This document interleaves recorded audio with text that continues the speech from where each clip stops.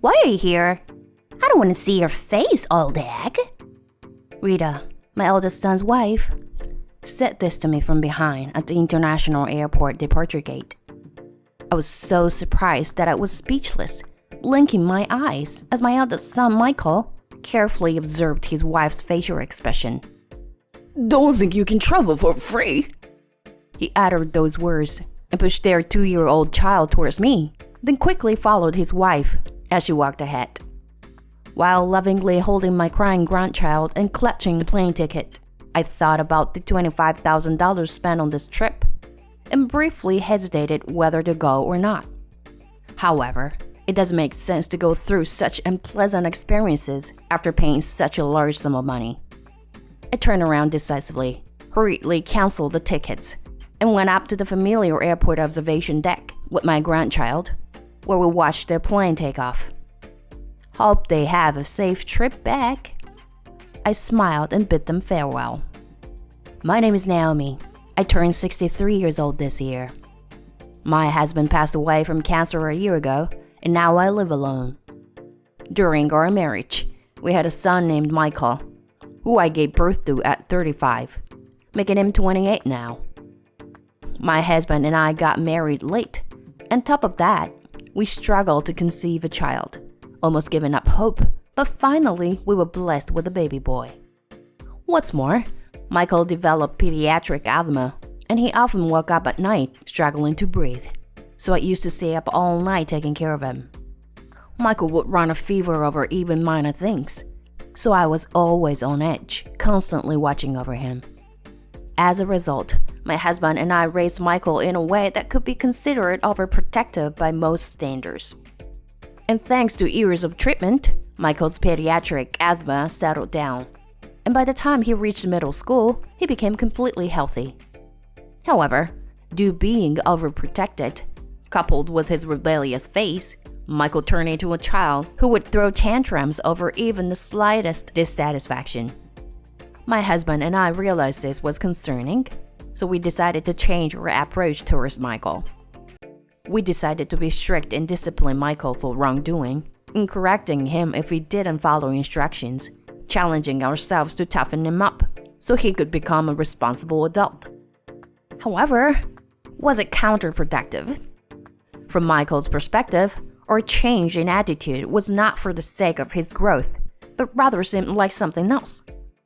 You scold me because I'm not cute anymore, right? I won't be manipulated by you selfish people. With these negative thoughts, he became completely cynical. Parenting is truly challenging. After somehow graduating from university, Michael aimlessly associated with a bad crowd and struggled financially. Despite our repeated warnings, he wouldn't listen, causing us daily headaches.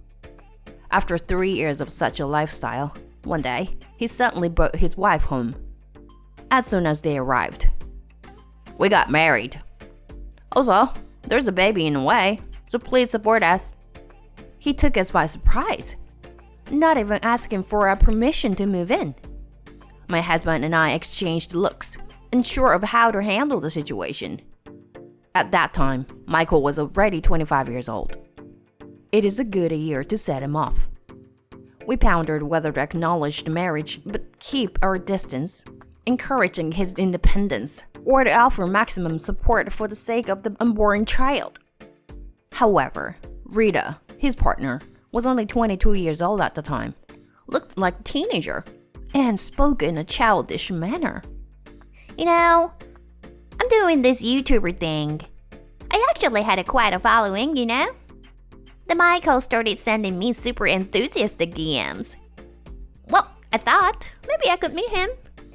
With her winding, twisted speech, it felt as though even we might be drawn into contorting ourselves. Furthermore, By the way, is there anyone but old people here? Where's Mom and Dad? She asked. Michael burst into laughter and said, Hey, these two are Mom and Dad. Just because you were young yourself. No way! Seriously? My parents are only 40. These two definitely look like Grandpa and Grandma. Wow, They look too old. We were left speechless by their laughter. Eventually, my husband managed to compose himself and cleared his throat. Oh, for the moment, congratulations. With this, I guess you are a real adult now. After managing to express his words of celebration, Michael, Once you have a child, then you are a full-fledged adult? that's why I dislike the older generation, he said, sounding rebellious. I totally agree. Rita empathized with him. Next, It's truly a joyous occasion. Is it okay not to have a wedding ceremony? In response to my question, Rita gently rubbed her belly. It's too much trouble. Lately, I've been feeling terrible even while sitting. She said it with a lack of enthusiasm. I tried to get them to come together. Don't say that. It'll become a wonderful memory. You could even upload a video or something. How about waiting until the morning sickness subsides? We've saved up for Michael's sake, so we have a good amount for the wedding, right? Upon hearing this proposal, Rita responded. I make quite a lot of money. It's not really a money issue though. She confidently stuck out her chin in response. It seems that she really is a popular YouTuber. Then Michael, Rita lives in that luxury high-rise building right nearby. We're not on the same level, he said, for some reason, sounding quite proud. Later, when I checked her videos, I found actual footage of the luxury high-rise building where she seemed to live, and Michael's marriage proposal video was uploaded there too. The date was earlier than when they informed us about it. As for the comment section, who's that guy? That's the boyfriend from the other day. A worn out husband. There were too many troubling threats like this, making it impossible for me to imagine anything but a bleak future. However, we decided that if they were to have a child, we wouldn't forcibly push them away. My husband and I agreed to provide as much support as we could. There was also a hope that having a child might cause Michael to experience the difficulties of parenting and potentially change his ways. To the two of them, we said, if you even run into any problems, we're neighbors after all. Feel free to reach out. I gently offered these words. Then Rita said, Well, it's only natural for parents, We'd be giving birth to grandchildren here after all. She said it as if it were obvious. And Michael nodded silently in agreement. My husband and I looked at each other, but the child who will be born is not at fault.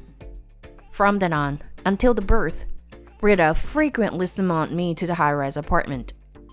Massage my feet because they were swollen. Do the dishes, clean up, and take out the trash, okay? Prepare dinner and tomorrow's breakfast before you leave, alright? And also, I was ordered around by her as if I were a servant. Although she might not be feeling well due to her pregnancy, but she managed to maintain her online video streaming presence, showcasing the tidy room I had prepared as her backdrop and the dinner I had made. Here's today's dinner.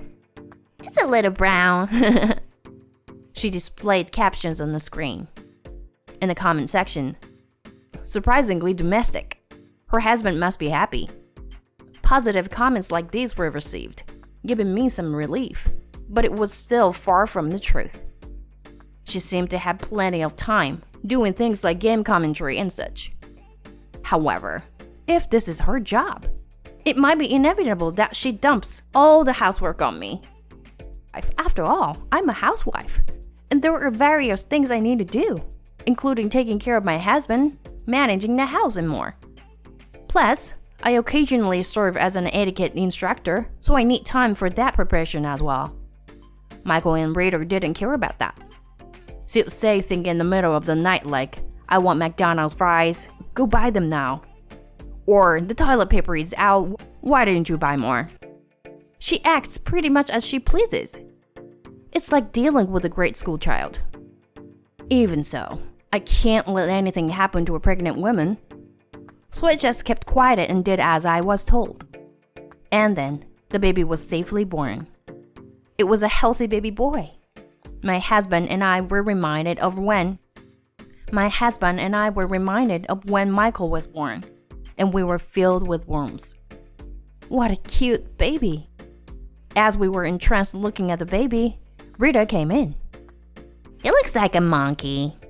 I thought he would be cuter since he's my child. She blurted out the unthinkable. Thinking she was just agitated from the birth, we decided to give a generous congratulatory gift of $3,000 to make her feel better. But she just glanced at the envelope and said, What? Is this all? Then tossed it onto the bed. We felt upset, but I said, We can only afford this much.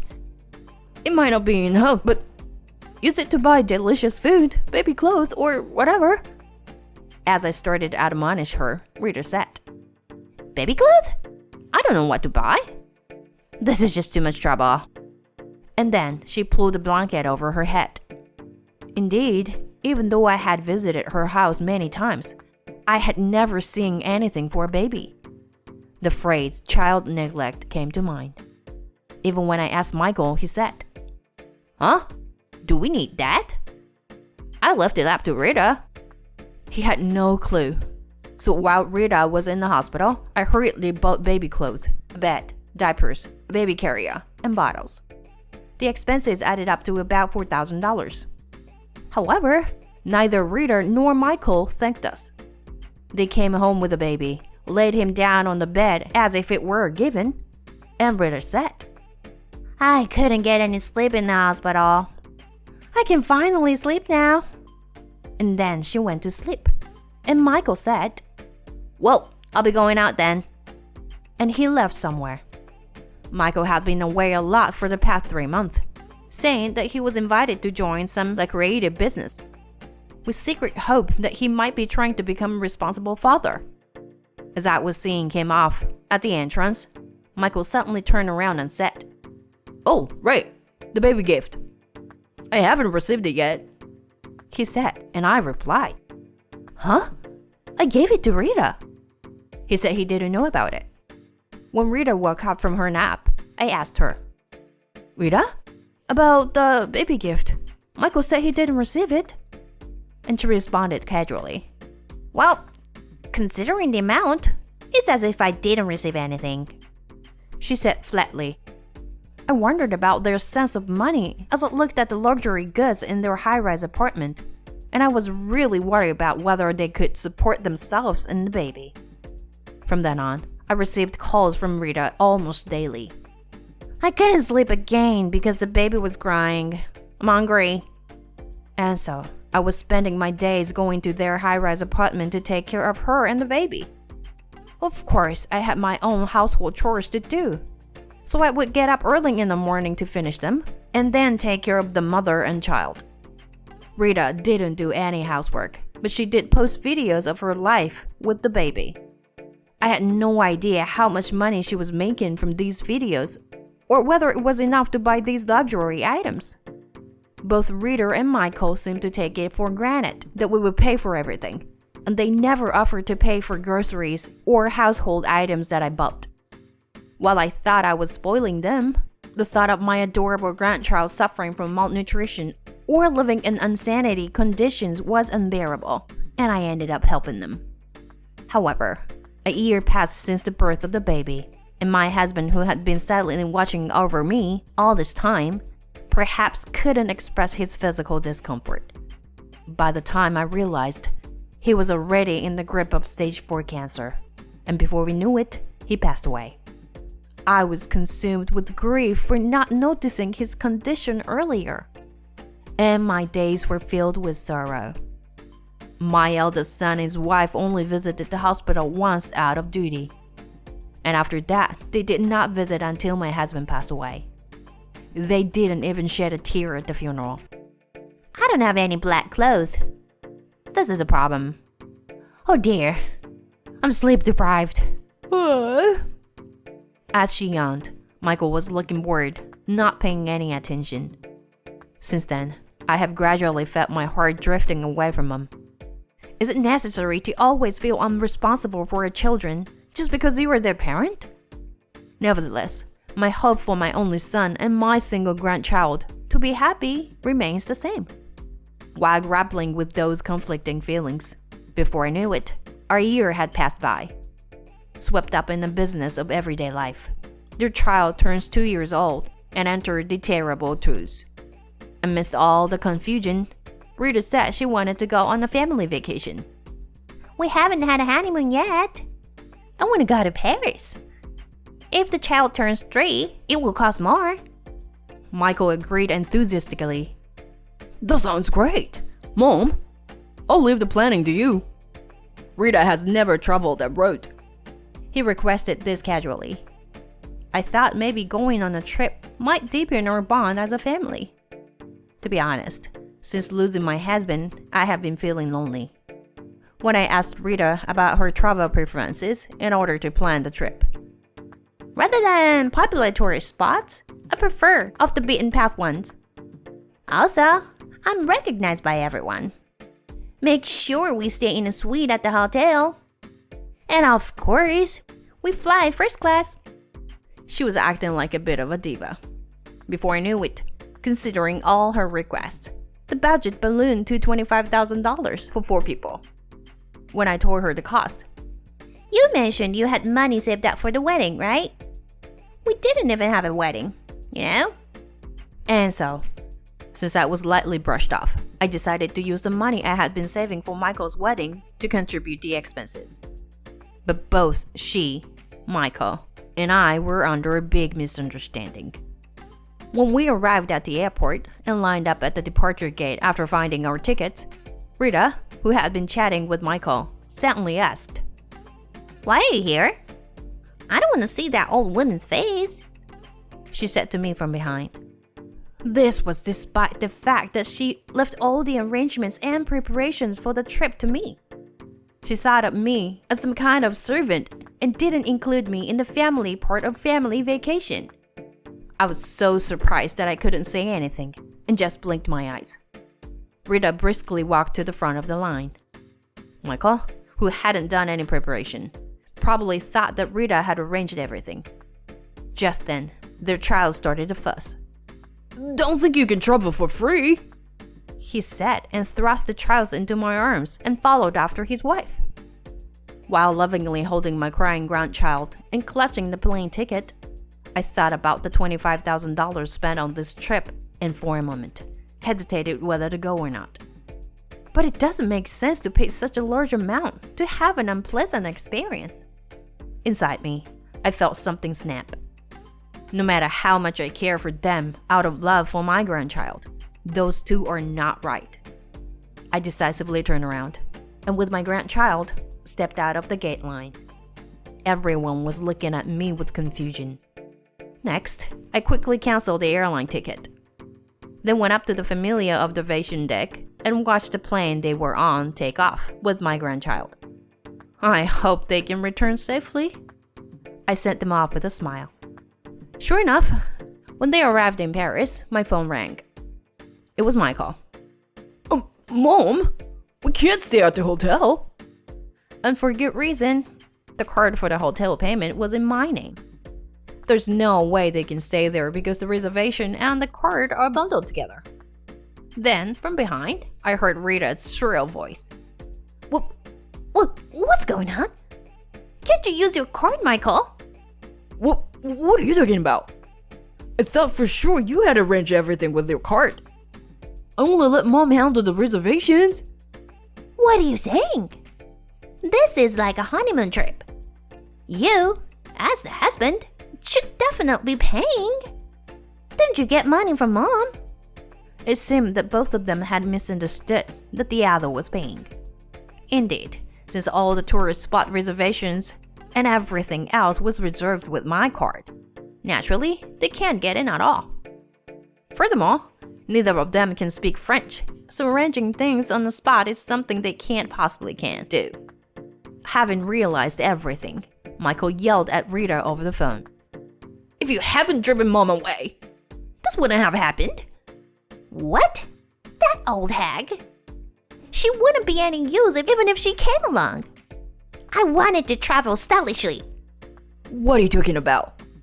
Mom was a flight attendant. She speaks fluent French and knows the local area well. It's all because you upset her. Then Rita, after a brief silence that seemed to indicate this was something she hadn't thought of. No way. She had such a job. Wasn't she just a worn-out housewife? She screamed. Yes, before I had Michael, I was an international flight attendant, and Paris was a place I had visited many times. So, this Paris trip was planned with many off-the-beaten-path spots, according to Rita's wishes, places the two of them could never reach on their own. Moreover, I had booked the return flight tickets with my card. I wonder what they intend to do when they can't even find a reserved flight. And 2 days later, as I was playing with my grandson at home, my son and his wife, looking all worn out, appeared. The plan was for them to stay for 4 nights, so they should have returned much later. Apparently, they couldn't secure a place to stay and decided to return home. But the flights were fully booked. They somehow managed to return after spending 2 days at the airport. Rita, who seemed to no longer care, had disheveled hair and her makeup was a mess. For a moment, I didn't recognize her. And there was one thing I realized from this trip. When the two tried to use the card for airplane tickets, it turned out that Rita was a habitual defaulter and had a large amount of debt, which prevented her from using the card. Michael had no idea about this and thought they were able to enjoy themselves with the money she was making as a YouTuber. In reality, the income from being a YouTuber was hardly coming in, and she was already behind on rent for the luxury apartment and had received a delinquency notice.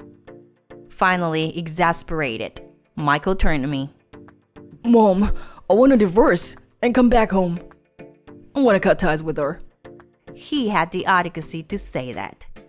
But I hurt in my heart and did not in agreement. You two are a couple. Fulfill your duty as parents properly. Even if you say that, it's impossible with a mother like her.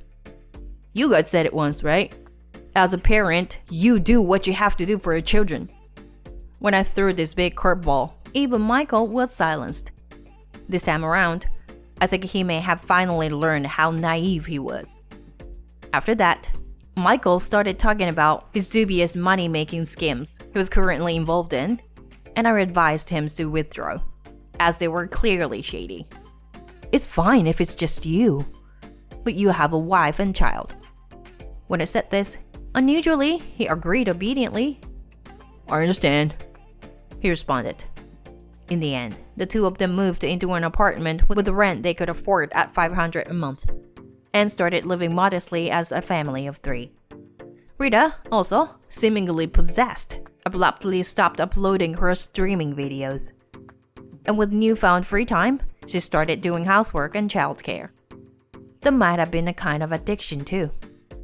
Michael started working at a construction site, and although he suffered from muscle pain every day, the physical job seemed to be good for him, as he gradually became healthier day by day.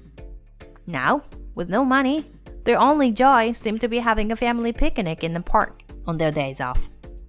They occasionally invite me to join, and when I bring my homemade lunchboxes, the 3 of them eat it with pleasure, and we are spending our days very peacefully. The $25,000 expenditure at the time hurt quite a bit. But now, I can think that it was not wasted at all, as it woke the two of them up.